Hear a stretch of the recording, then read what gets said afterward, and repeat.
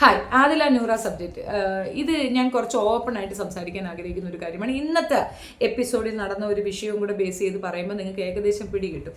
എന്താണെന്നറിയില്ല, ഇവരുടെ പല ഇൻ്റർവ്യൂവും മുൻപുള്ള കുറേയധികം ഇൻ്റർവ്യൂസൊക്കെ ഞാൻ കാണുമ്പോൾ തന്നെ എനിക്ക് മനസ്സിലായ ഒരു കാര്യം, ഈ ആദില ശരിക്കും പറഞ്ഞ ഒരു എന്താ പറയണേ, ഒരു സൈക്കോ പോലെ പെരുമാറും എന്ന് തോന്നിയിട്ടുണ്ടായിരുന്നു. ഇത്ര അടുത്ത് എനിക്കറിയത്തില്ല എങ്കിൽ പോലും ഇവരുടെ ഇൻ്റർവ്യൂസ് കാണുമ്പോൾ ഈ പാർട്ട്ണറുടെ പേരൻസിനെ പറയുമ്പോൾ അതിനെ സമ്മതിച്ചു കൊടുക്കുന്ന രീതിയുണ്ട്.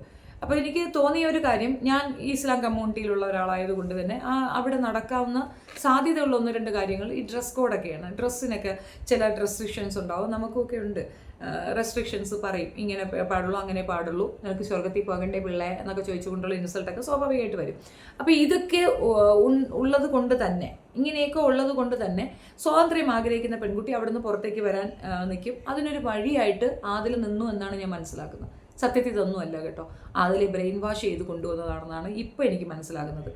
ഫുൾ ആൻഡ് ഫുള്ള് ആദിലയുടെ കണ്ണുകൾ, ആദിലയല്ല നൂറെ, ആദിലയുടെ കണ്ണുകളിൽ മുഴുക്ക എപ്പം നോക്കിയാലും നൂറയുടെ ഒരു കാമമാണ് കാണുന്നത്.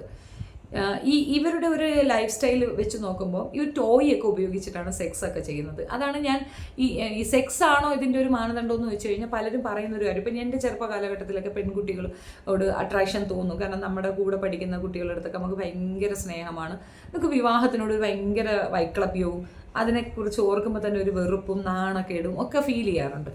അങ്ങനെ എന്തെങ്കിലുമൊക്കെ ഉണ്ടായിട്ടാണോ ഇവരിങ്ങനെ ഒന്നിച്ചത് എന്നുള്ളത് ഒരു ഡൗട്ടാണ്. പിന്നെ ഇവരുടെ സെക്ഷുവാലിറ്റി അതിനെ പറ്റിയൊക്കെ നമ്മളെ ചിന്തകളാണ് കേട്ടോ, അത് കറക്റ്റാണോ അല്ലെന്ന് എനിക്കറിയത്തില്ല. അങ്ങനെയൊക്കെ ചിന്തിക്കുമ്പോൾ ഇവർ ഈ ലെസ്ബിയനിസം ഒരിക്കലും അംഗീകരിക്കാൻ പറ്റത്തില്ല. അപ്പോൾ ഗേ സെക്ഷലും അങ്ങനെ തന്നെ, എല്ലാം ഓട്ട നോക്കി കുത്തൽ ഇത്ര തന്നെ.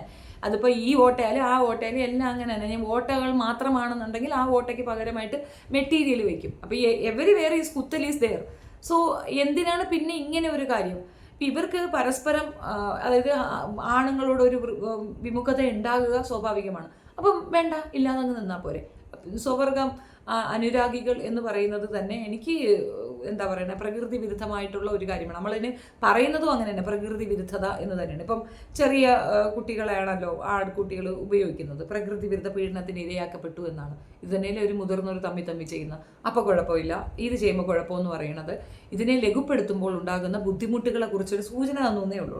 ഇനി നമുക്ക് വിഷയത്തിലേക്ക് വരാം. ആദില നൂറ വിഷയം ബിഗ് ബോസിൽ നടന്ന ഇന്നത്തെ എപ്പിസോഡ് ശ്രദ്ധിച്ചാൽ മാത്രം മതിയാകും ആദില എന്ന വിഷത്തിൻ്റെ ആ ഒരു മോഡുലേഷൻ. അവളുടെ ആ മാറ്റം അത് വ്യക്തമാണ്. ഒരു കാര്യമില്ലാതാണ് അനീഷിനായിട്ട് ഉപദ്രവിക്കുന്നത് കാണുന്നത് കണ്ടോ. ഇവൾ ഇങ്ങനെയാണ് ബിഹേവ് ചെയ്യുന്നത്. ശരിക്കും പറഞ്ഞാൽ ഇവളുടെ പേരൻസിൻ്റെ അടുത്തും ഇങ്ങനെ തന്നെ ആയിരിക്കാം. കാരണം ഇവൾ വ്യത്യസ്തയാണല്ലോ. ഇവളുടെ പേരൻസിനെ പറ്റി ഇവൾ എവിടെയും കംപ്ലയിൻറ്റ് പറഞ്ഞ് കണ്ടിട്ടില്ല. അതിൻ്റെ അർത്ഥം ഇവളുടെ പേരൻസ് ഇവൾക്ക് സപ്പോർട്ട് ആയിരിക്കാനാണ് ചാൻസ്. ഇവളെ സപ്പോർട്ട് ചെയ്യുന്ന പേരൻസ് എന്ന് പറയുമ്പോൾ ഇവളുടെ അട്രോസിറ്റി താങ്ങാതെ സപ്പോർട്ട് ആവാനും ചാൻസ് ഉണ്ട്. ഇസ്ലാം കമ്മ്യൂണിറ്റിയിലുള്ള ഒരാൾക്കും ഇത്തരത്തിലുള്ള ഒരു സംഗതി അക്സെപ്റ്റബിൾ ആവത്തില്ല, ഒരിക്കലും ആവത്തില്ല. ഈ ട്രാൻസ് ആയിട്ട് വരുന്നതിന് അവർ അംഗീകരിക്കും, പക്ഷേ പെണ്ണും തമ്മിൽ ഇങ്ങനെ കല്യാണം കഴിച്ചു പോകുന്നതിനൊന്നും അംഗീകരിക്കത്തില്ല. അഥവാ ആദിലയുടെ വീട്ടുകാർ അങ്ങനെ ഒരു അംഗീകാരം കൊടുത്തിട്ടുണ്ടെങ്കിൽ അതിൽ 100% ഇവളുടെ ഈ സ്വഭാവം കൊണ്ട് ഭയന്നിട്ടായിരിക്കും. ഇവളും കയറി വെട്ടുന്ന മോളാ.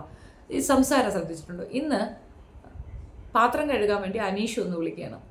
താൻ പോടോ, താനാരടോ എന്നെ വെയിറ്റ് ചെയ്ത് നിൽക്കാൻ, എൻ്റെ കെട്ടിയവനോ എന്ന് ചോദിച്ചുകൊണ്ടുള്ള ആ സംസാരം ഉണ്ടല്ലോ, തനി ലോക്കൽ. വളരെ മ്ലേച്ഛമായിട്ടാണ് ആ പെണ്ണ് അവരോട് ബിഹേവ് ചെയ്യുന്നത്. അതിനുശേഷം അയാൾ പറയുന്നു ഓക്കെ ഞാൻ തന്നെ കഴുകിക്കോളാം. അതൊരു വാശിയല്ല, അയാളൊരു ക്യാപ്റ്റനാണ്, അയാളുടെ പൊസിഷന് വേണ്ട ഒരു കാര്യത്തിനാണ് അയാൾ വന്നത് പറയണം. പിന്നെ അതിൻ്റെ ഇടയ്ക്ക് ഒരു തഗ് അടിക്കുന്നുണ്ട്, നിങ്ങളിത് തന്നെ കുറേ ദിവസമായിട്ട് ഈ ഡ്രാമ എന്നെ കാണിക്കുന്നത്, നിങ്ങൾ മാറ്റി പിടിക്കുന്നത് ഓറടിക്കണമെന്ന്. അത് പ്രേക്ഷകർ പറയേണ്ട കാര്യം പിന്നെ പറഞ്ഞു എന്നേ ഉള്ളൂ. എന്നിരുന്നാലും ആ തഗ് കറക്റ്റാണെന്നാണ് എനിക്കും പറയാനുള്ളത്. ഇത് തന്നെയല്ലേ പറയുന്നത്. അനീഷ് ഇത് റിപ്പീറ്റ് ചെയ്യുന്ന എന്തിനാ? പക്ഷെ അനീഷ് ഒരു തീരുമാനം എടുക്കുന്നു, ഇനി ഞാൻ കഴുകും, അവളെ ഞാൻ വിളിക്കുന്നില്ല, ഞാൻ പോകുന്നു എന്ന് പറഞ്ഞുകൊണ്ട് പുള്ളിക്കാരൻ പോയി കഴുകുകയാണ്. അവിടെ ചെന്ന് ആ മേത്തേക്ക് ആ എച്ചിലൊക്കെ തെറിപ്പിക്കുക മാത്രമല്ല, വന്നിട്ട് പറയണം മാറടോ. ആ ഒരു ടോണുണ്ടല്ലോ, ദാറ്റ് ഈസ് എന്താ പറയുക, സൗഹൃദം പോട്ടെ, നമ്മുടെ റൂംമേറ്റാണ് അല്ലെങ്കിൽ ഹൗസ് മേറ്റാണ്, നമ്മുടെ കൂടെ കളിക്കുന്ന കണ്ടസ്റ്റൻ്റാണ്, അയാൾക്കൊരു വ്യക്തിത്വമുണ്ട്. അത് ആ ഒരു രീതിയിൽ പറയുമ്പോൾ ഈ സ്ത്രീ എത്ര ഡേഞ്ചറാണെന്ന് നമുക്കതിൽ നിന്ന് മനസ്സിലാവും. അവളുടെ ആ ഒരു വൾഗർ ആറ്റിറ്റ്യൂഡ് ഉണ്ടല്ലോ, ഭയങ്കര ഹോറിബിളാണ്. പക്ഷേ ആൾക്ക് പണി പാളി. എങ്ങനെയെന്നറിയാമോ? കൂടെ ഉള്ളവരെല്ലാവരും അതിലേക്ക് എഗൻസ്റ്റായിട്ട് അങ്ങ് മാറുകയാണ്, പ്രത്യേകിച്ച് ഷാനവാസ്. കാരണം ഇവൾ അങ്ങോട്ട് വരുന്നതിന് മുമ്പ് പിന്നെ അനീഷിൻ്റെ ബെഡ്ഷീറ്റ്, പില്ലോ കവറുകൾ, സാധനങ്ങളൊക്കെ നിലത്ത് വാരി എറിയുകയാണ്. അതൊക്കെ എന്തോരം അഹങ്കാരമാണെന്ന് ഓർത്തു. ഇവൾ വിചാരിക്കുന്നത് ഇതൊക്കെ മാസമാണെന്നാണ്. ചിലരങ്ങനെ തെറ്റിദ്ധരിക്കുന്നുണ്ട്. ഇത്തരം തോന്നിവാസങ്ങൾ കാണിക്കുമ്പോൾ അതൊക്കെ മാസമായിട്ട് അംഗീകരിക്കപ്പെടും. അത് മാസമല്ല, അത് ഇറ്റ്സ് എ കൈൻഡ് ഓഫ് എന്താ പറയുക, ഇറിറ്റേറ്റാണ് ചെയ്യുന്ന മനുഷ്യരെ, വല്ലാണ്ട് ഇറിറ്റേറ്റ് ചെയ്യുന്നതായിട്ടാണ് എനിക്ക് ഫീൽ ചെയ്തത്. ആൻഡ് ദെൻ ഇതിന് ശേഷം പിന്നെ നടക്കുന്നത് പിന്നെയും ഈ ഒരു അങ്ങോട്ടും ഇങ്ങോട്ടുമുള്ള ഈ കുത്തലുകൾ തുടർന്നു പോകുമ്പോൾ ഷാനവാസ് ഇതിനകത്ത് ഇടപെടുന്നുണ്ട്. ഷാനവാസ് അവളോട് സംസാരിക്കുന്നുണ്ട്, ഇങ്ങനെയല്ല അങ്ങനെ ചെയ്യരുത് എന്ന്. ആ സമയത്ത് നൂറ പറഞ്ഞ ചില കാര്യങ്ങൾ വെച്ച് നോക്കുമ്പോൾ നൂറയ്ക്ക് ഇപ്പോഴാണ് മനസ്സിലായത് ആദില എന്ന വ്യക്തി ഇത്രയധികം ഡേഞ്ചറാണ് എന്ന്. അങ്ങനെ എനിക്ക് തോന്നുകയാണ്. ഒരു പക്ഷേ നൂറ തിരിച്ചറിഞ്ഞത് ഇപ്പോഴായിരിക്കാനാണ് ചാൻസ്. ഇതുവരെ അവർ തമ്മിലായിരുന്നല്ലോ, പിന്നെ അവളുടെ വീട്ടുകാരെ മാത്രം കുറ്റപ്പെടുത്തുന്ന ആദിലയെ അവൾ കണ്ടിട്ടുള്ളൂ. ഇപ്പോൾ ശരിക്കും പറഞ്ഞാൽ നൂറയുടെ വീട്ടുകാരൊന്ന് സംസാരിച്ചു കഴിഞ്ഞാൽ നൂറയ്ക്ക് കാര്യം മനസ്സിലാകും. തിരിച്ചു പോകുമില്ലെന്ന് എനിക്കറിയത്തില്ല, പക്ഷെ നൂറയ്ക്ക് കാര്യം മനസ്സിലാകും. കാരണം നൂറ ഇപ്പം നിൽക്കുന്ന സിറ്റുവേഷൻ ആദില ശരിക്കും മനസ്സിലാക്കിക്കൊണ്ടാണ്. ആദില എന്ന കള്ളി എങ്ങനെയാണ് അവളുടെ ലൈഫിൽ നൂറയെ പോലൊരു കുട്ടിയെ ബ്രെയിൻ വാഷ് ചെയ്ത് കൂടെ ചേർത്തതെന്നും അതേപോലെ സമൂഹത്തിൻ്റെ മുമ്പിൽ അക്സെപ്റ്റൻസ് കിട്ടാൻ വേണ്ടിയിട്ടുള്ള കാർഡ് ഇറക്കുന്നത് എങ്ങനെയാണെന്നും സെൽഫിഷ് ആണോ അല്ലയോ എന്നുള്ളതൊക്കെ ഇന്നത്തെ എപ്പിസോഡിൽ കൃത്യമായിട്ടുണ്ട്. ഒരുപാട് വിഷയങ്ങൾ നമുക്ക് പറഞ്ഞ് കാണിക്കാൻ പറ്റും. അനീഷിനോട് പെരുമാറിയത് പോരാതെ ഇത്രയും ക്യാമറകൾക്കിടയിലാണ് താനെന്ന് ഓർക്കാതെ കണ്ടസ്റ്റന്റിനോട് അവൻ ചീത്തയാണ് ഞാൻ ശരിയാണെന്ന് വാദിക്കുന്നത് കാണുമ്പോൾ ബിന്നിക്ക് മനസ്സിലാകുന്നു, ലക്ഷ്മിക്ക് മനസ്സിലാകുന്നു, ഈ പട്ടി ഷോ നീ കാണിച്ചിട്ട് കാര്യമില്ല എന്നുള്ള ഇഗ്നോറൻസിൽ 2 പെണ്ണുങ്ങൾ പറയുന്നു. ഇതൊന്നും മനസ്സിലാക്കാതെയുള്ള ആ കുന്തളിപ്പുണ്ടല്ലോ, ഭയങ്കരമായിട്ട് അവളെ എക്സ്പോസ് ചെയ്യുന്നതായിട്ടാണ് എനിക്ക് തോന്നിയത്. അതിലെ ശരിക്കും എക്സ്പോസ്ഡ് ആയി ഇന്നത്തെ ഒരു ഇതിനകത്ത്. മാത്രമല്ല നൂറ കൃത്യമായിട്ട് പറയുന്നുണ്ട്, നീ അത് ചെയ്യാൻ പാടില്ലായിരുന്നു, അത് ചെയ്തത് ശരിയല്ല, ഒരിക്കലും അത് ന്യായപ്പെടുത്താൻ പറ്റത്തില്ല എന്ന്. ഷാനവാസും പറയുന്നുണ്ട്, നീ തുള്ളു, നിനക്ക് ഇഷ്ടമുള്ളതൊക്കെ ചെയ്യും, അയാൾ ചെയ്ത് ശരിയല്ലല്ലോ, അയാൾ അങ്ങനെ ചെയ്തില്ല ഇങ്ങനെ ചെയ്തില്ല എന്നൊക്കെ പറയുന്നുണ്ടെങ്കിലും ഷാനവാസ് ആ കാര്യത്തിൽ കുറച്ച് നിൽക്കുകയാണ്, നിൻ്റെ കയ്യിരിപ്പ് ശരിയല്ല, നീ ചെയ്തത് ശരിയല്ല. അതുപോലെ ഇന്നലെ ഇതേപോലെ സെയിം സിറ്റുവേഷൻ ഉണ്ടായിരുന്നു. പാത്രം കഴുകുന്നിടത്ത് കറിവേപ്പില കിടക്കുകയാണ്. ഈ കറിവേപ്പിലയോട് അനീഷിനെ ഉപമിക്കുകയാണ്. അതേ ഇവിടെ ഒരെണ്ണം കിടക്കുന്നുണ്ടല്ലോ അനീഷ്, അത് കറിവേപ്പില എന്നുള്ള രീതിയിൽ. കറിവേപ്പിലയ്ക്കുള്ള ഒരു ഇത് മനസ്സിലാകത്തില്ല. ഒരു കറി വയ്ക്കുമ്പോൾ അതിനകത്തേക്ക് ഒരു കറിവേപ്പില ഇട്ടാൽ ആ കറിവേപ്പില പോലെ എടുത്ത് കളയും എന്ന് പറയുന്നത് ആ കറിവേപ്പില കുറവായതുകൊണ്ടല്ല, ആ കറിവേപ്പില അത്രത്തോളം പ്രഷ്യസ് ആയതുകൊണ്ടാണ്. അത് ഉപയോഗിച്ച ശേഷം അത് ദൂരെ എടുത്ത് എറിയുന്നോ നന്ദി കേടിൻ്റെ പര്യായമെന്നാണല്ല, കറിവേപ്പിലയല്ല പറയേണ്ടത്.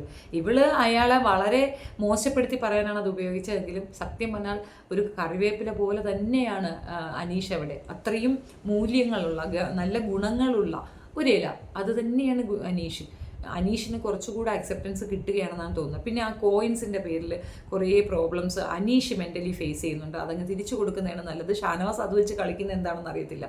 ആദില ഈ പിണക്കം കഴിഞ്ഞ ഉടനെ എല്ലാവരും ആദിലയ്ക്കെതിരെ തിരിയുമ്പോൾ ആദില ഈ കോയിൻ കൊണ്ടുവന്ന് ഷാനവാസിൻ്റെ കയ്യിൽ കൊടുക്കുകയാണ്. ഇനി ഷാനവാസും പിന്നെ അനീഷും കൂടെ നല്ല തെറ്റലാകും. ഇത് എക്സ്പ്ലെയിൻ ചെയ്ത് കൊടുക്കാനും തക്കമുള്ള ബുദ്ധിയൊന്നും ഷാനവാസിനില്ല. അപ്പോൾ അനീഷും ഷാനവാസും തമ്മിൽ വഴക്കുണ്ടാകാനുള്ള ഒരു കാരണം ആദിലയായിട്ട് അവിടെ നിലനിൽക്കുമെന്നാണ് എനിക്ക് മനസ്സിലായത്. ഇതിൽ നിന്നൊക്കെ മാറി ജിഷയിലും ആര്യനും ഒക്കെ നിൽക്കുകയാണ്. അവരിപ്പോൾ ഈ ഫൈറ്റിലോ ഈ ഒരു കോൺവെർസേഷനിലോ ഒന്നും കാണുന്നില്ല കേട്ടോ. അവരെന്താ അവിടെ ചെയ്യുന്നതെന്ന് എനിക്കറിയില്ല. അപ്പോൾ ആദിലയും നൂറയും തമ്മിൽ നല്ല രീതിയിൽ തെറ്റി മാറി നിൽക്കുന്ന ഒരു സിറ്റുവേഷൻ എന്നാണ് എനിക്ക് ഈ ഷോ കാണുമ്പോൾ മൊത്തത്തിൽ മനസ്സിലാകുന്നത്. മാത്രമല്ല നൂറ തനിച്ച് തന്നെയാണ് നടക്കുന്നത്, ആദില തനിച്ച് തന്നെയാണ് നടക്കുന്നത്. അവർ തമ്മിൽ ആ ഒരു ഈ ചൊട്ടിയിരിപ്പുണ്ടല്ലോ അതിനൊരു മുടക്കം വന്നിട്ടുണ്ട്, ഒരു മാറ്റം വന്നിട്ടുണ്ട്. ഒരുപക്ഷെ ഈ 100 ദിവസവും ആദിലയും നൂറ എവിടെ ഉണ്ടെങ്കിൽ 2 പേർക്കും ശരിക്കും മനസ്സിലാക്കാൻ, മറ്റുള്ളവർ എന്ത് മനസ്സിലാക്കുന്നു എന്നതിനപ്പുറം അവർക്ക് പരസ്പരം മനസ്സിലാകാനുള്ള ഒരു വേദി തന്നെയാണ് ബിഗ് ബോസ് സീസൺ 7 എന്ന് ഞാൻ പറയും. ഒരുപക്ഷെ ഈ ബിഗ് ബോസ് ഉദ്ദേശിച്ചത് ഇവർക്ക് സമൂഹത്തിൽ അക്സെപ്റ്റൻസ് ആണ് എങ്കിൽ ബിഗ് ബോസിനേക്കാൾ കൂടുതൽ അവർ സമൂഹത്തിൽ വന്നതെങ്ങനെ, നൂറ എന്ന വ്യക്തിയെ അവർ ട്രാപ്പിലാക്കിയത് എന്ന രീതിയിലാണ് ഇത് കൂടുതൽ എക്സ്പോസ് ആവുന്നത്. അല്ലാതെ അവർക്കൊരു അണ്ടർസ്റ്റാൻഡിങ്ങോ അടുപ്പമോ ഒന്നും ഉണ്ടാകുമെന്ന് എനിക്ക് തോന്നുന്നില്ല. എനിക്ക് അങ്ങനെയാണ് ഫീൽ ചെയ്തത്. കുറേയധികം വീഡിയോസ് ഞാൻ ഫേസ്ബുക്കിലൊക്കെ കണ്ടിട്ടുണ്ടായിരുന്നു. ഇതിൻ്റെ തന്നെ കുറേയധികം കട്ട് പേസ്റ്റ് ചെയ്ത കുറേ വീഡിയോസ് ആയിരുന്നു. അതിലൊക്കെ തന്നെ നൂറ ഭയങ്കര ഡെസ്പാണ്, ഭയങ്കര മൂഡ് ഔട്ടായിട്ട് പല കാര്യങ്ങളും ഇങ്ങനെ അവതരിപ്പിക്കുന്നുണ്ട്. എനിക്കിത് മൊത്തം കാണുമ്പോൾ തോന്നുന്നത് ആ പെൺകുട്ടി നല്ല രീതിയിൽ ആഗ്രഹിക്കുന്ന ഒരു കാര്യം ഇപ്പോഴാണ് അവൾക്ക് ആ തിരുത്തൽ വന്നത്. അപ്പം ഞാൻ ആദ്യം പറഞ്ഞ കാര്യത്തിലേക്ക് തന്നെ റിപ്പീറ്റ് ചെയ്ത് വരുന്നത്, ചെറിയ പ്രായത്തിൽ നമുക്കും കൂട്ടുകാരൊക്കെ ഉണ്ട്. അവരോടൊക്കെ ഒന്നിച്ച് ഇരിക്കാനും അവരുടെ കൂടെ മാത്രം ജീവിക്കാനും ഒക്കെ നമ്മൾ ആഗ്രഹിക്കും. വിവാഹശേഷവും നമ്മൾ ഞാനൊക്കെ ഭർത്താവിനോട് ഏറ്റവും കൂടുതൽ വഴക്കേണ്ടത് എൻ്റെ ഒരു കൂട്ടുകാരിക്ക് വേണ്ടിയിട്ടാണ്. അവളുടെ വീട്ടിൽ പോകണം, അവളുടെ അടുത്ത് പോകണം, അവളുടെ കൂടെ താമസിക്കണം, വീട് വെച്ച് അവളുടെ വീട്ടിനടുത്ത് വെക്കണം, അവൾ എൻ്റെ കൂടെ വേണം എന്നാണ്. അപ്പോൾ ഇന്നത്തെ കാലഘട്ടത്തിൽ പെൺകുട്ടികൾക്ക് അങ്ങനെ ഒരു ഇൻറ്റിമേറ്റ് ഫ്രണ്ട്സ് ഉണ്ടാകാൻ ചാൻസ് കുറവാണ്. ഉണ്ടായാൽ തന്നെ സംശയത്തിലായിരിക്കും അവരെ നോക്കുക. ഈ പെൺകുട്ടികളെ നമ്മൾ ജനറലൈസ് ചെയ്യുന്നത് കൊണ്ട് ഭാവിയിൽ ഒരുപാട് രീതിയിലുള്ള സൗഹൃദങ്ങൾ പോലും നഷ്ടപ്പെട്ടു പോകും. ഇൻറ്റിമേറ്റായിട്ട് നമുക്ക് ഒരാളോട് അധികമായി ഇടപഴകാൻ പേടിയായിരിക്കും. സിസ്റ്റേഴ്സ് തമ്മിൽ പോലും പറ്റത്തില്ല എന്നുള്ളതാണ്. അപ്പോൾ ഇതൊരു ഫാക്റ്റാണ്. പലരും ചോദിക്കുന്നത് പിന്നെ ഷോയിൽ കാണിച്ച ഉടനെ ഇതങ്ങ് ഇങ്ങനെയാ. ഇത് ജനറലൈസ് ചെയ്യരുത്. ചെയ്ത് കഴിഞ്ഞാൽ ഉണ്ടാകുന്ന ഭവിഷ്യത്താണ് പറഞ്ഞത്. ഇപ്പം ഞാനും എൻ്റെ അമ്മയും കൂടെ ആണെങ്കിൽ പോലും കുറച്ച് അധികം ഇൻറ്റിമേറ്റ് ആയാൽ ഉടനെ നിങ്ങൾ ലെസ്ബിയൻ ആണോ എന്ന് ചോദിച്ചു കളയും.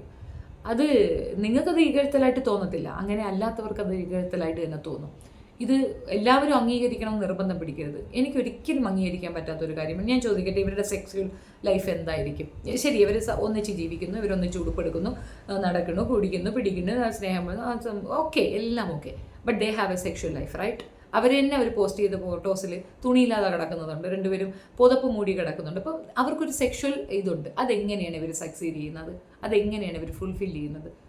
ഓഫ് കോഴ്സ് ഒബിയസ്ലി എന്താണ് ഈ എന്താ നിശ്ചയിക്കപ്പെട്ട കണക്ക് ആണും പെണ്ണും തമ്മിൽ തന്നെയാണ് ഈ സെക്സ് നടക്കുക.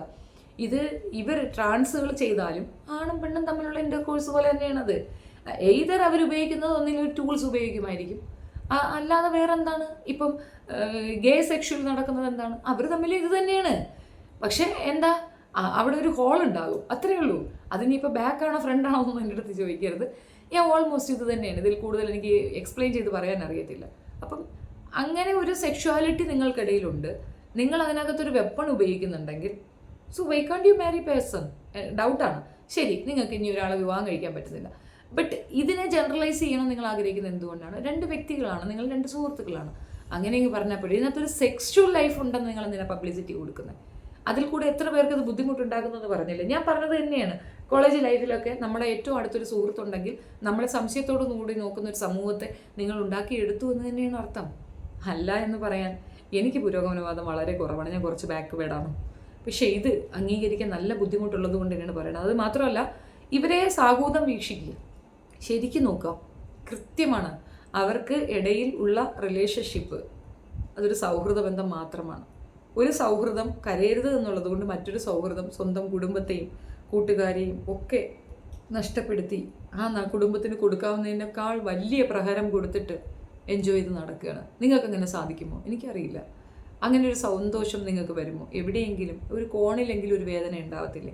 ഇത്രയും ദിവസം ലാളിച്ച് വളർത്തിയ ഉമ്മായും ബാപ്പായും കളഞ്ഞിട്ട്, ഇത്രയും ദിവസം കൂടെ കളിച്ച് വളർന്ന സഹോദരങ്ങളുടെ ലൈഫ് മറന്നിട്ട് നിങ്ങൾക്കത് സാധിക്കുമോ? അതാണോ ഫ്രീഡം? അതിനെയാണോ പുരോഗമനവാദം എന്ന് പറയുന്നത്? യെസ്, നിനക്ക് അങ്ങനെ ഒരു ഫീലിംഗ് ഉണ്ട്, യു ക്യാൻ വെയിറ്റ് നൗ. അല്ലെങ്കിൽ മറ്റുള്ളവർക്ക് പബ്ലിസിറ്റി കൊടുക്കാത്ത തക്കവണ്ണം നിങ്ങൾക്കത് ചെയ്തുകൂടെ?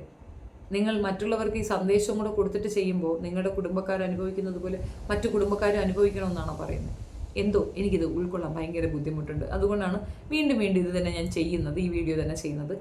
കാത്തിരുന്ന് കാണാം എന്താണ് നടക്കാൻ പോകുന്നതെന്ന്. എൻ്റെ ഒരു പേഴ്സണൽ അഭിപ്രായം പറയുകയാണെങ്കിൽ ആദിലയുടെയും നൂറയുടെയും പേരൻസ്, എസ്പെഷ്യലി നൂറയുടെ പേരൻസ് അവിടെ പോകണം. ആ കുട്ടിയുമായി സംസാരിച്ചാൽ ഒരുപക്ഷെ ആ പെൺകുട്ടി മെൽറ്റ് ആവാൻ സാധ്യതയുണ്ട്. അവളെ കൂട്ടിക്കൊണ്ട് പോകാൻ സാധിക്കും എന്ന് തന്നെയാണ് ഞാൻ വിശ്വസിക്കുന്നത്. ഉറപ്പൊന്നുമില്ല കേട്ടോ. അപ്പം എൻ്റെ ഒരു പേഴ്സണൽ അഭിപ്രായം ഞാൻ ഇവിടെ രേഖപ്പെടുത്തി വയ്ക്കുന്നു. വീഡിയോ ഇഷ്ടപ്പെടുകയാണെങ്കിൽ ലൈക്ക് ചെയ്യണം, ഷെയർ ചെയ്യണം, and subscribe my channel. Thank you.